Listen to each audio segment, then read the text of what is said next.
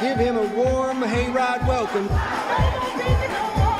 Mr. Elvis Presley. There's no doubt of Elvis's status as one of the most legendary and unforgettable artists of all time. Whether people remember him for his talent, scandals, or eccentric antics, the legacy of the king of rock and roll is unforgettable and a source of debate even these days.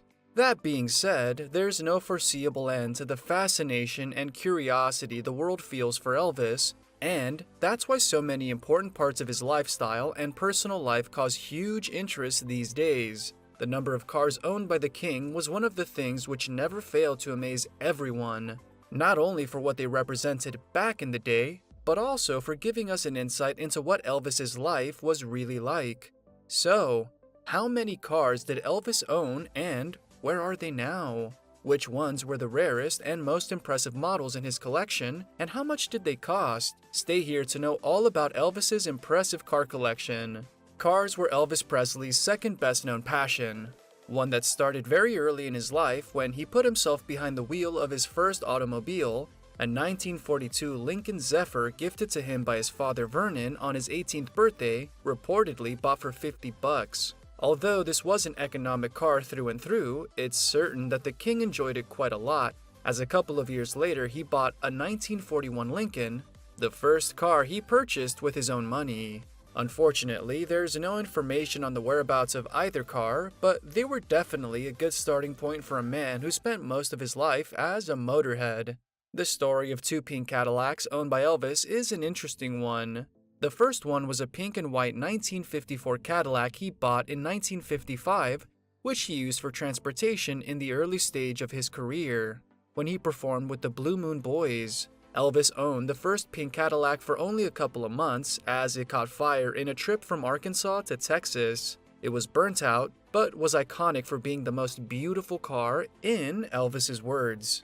It was secondhand, but I parked it outside my motel that day I got it, and I stayed up all night just looking at it, he reportedly said.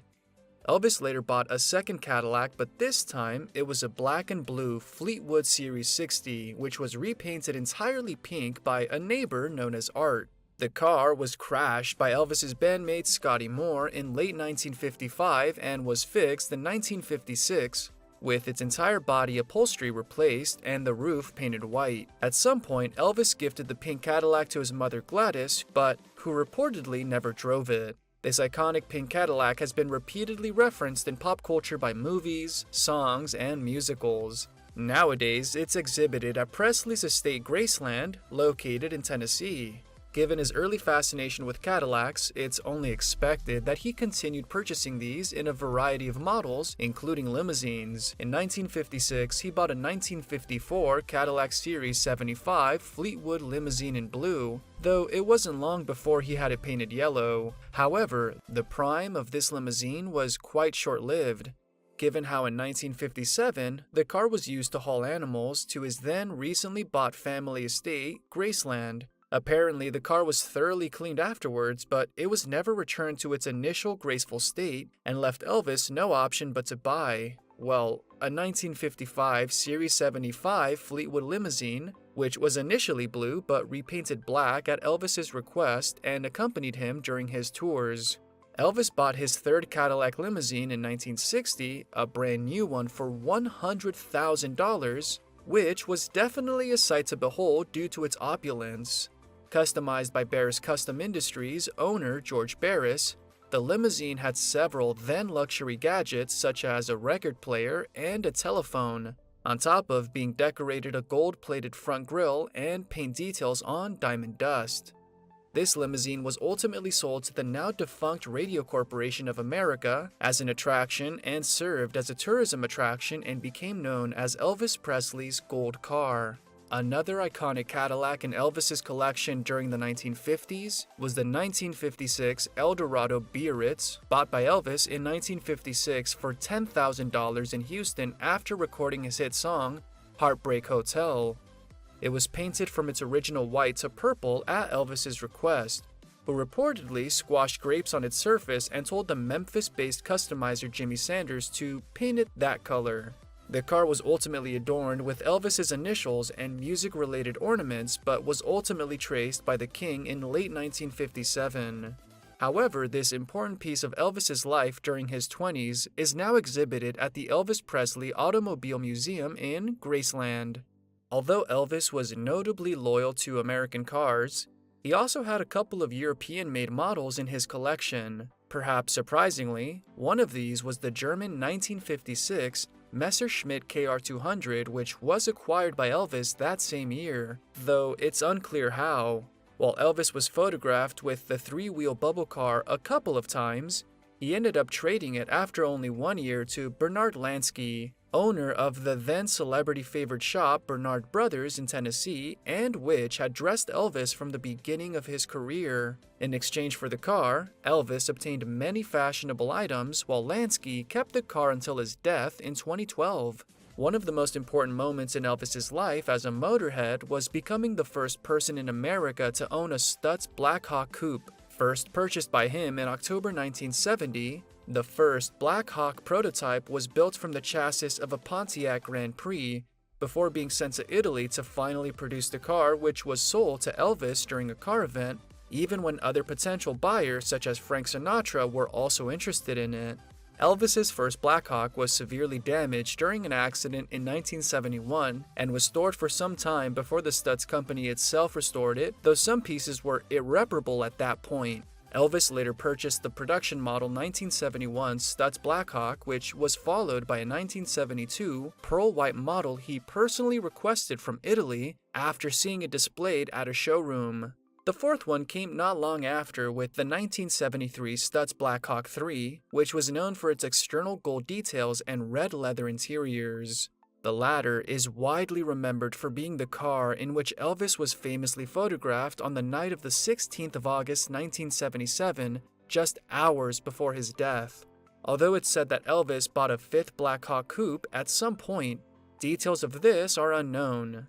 Being drafted into the U.S. Army as a regular soldier in early 1958 changed Elvis's life in many ways. It was during that 2-year period that he suffered personal losses and developed an addiction to painkillers and barbiturates. But it was also the time which helped him improve his public image in the U.S.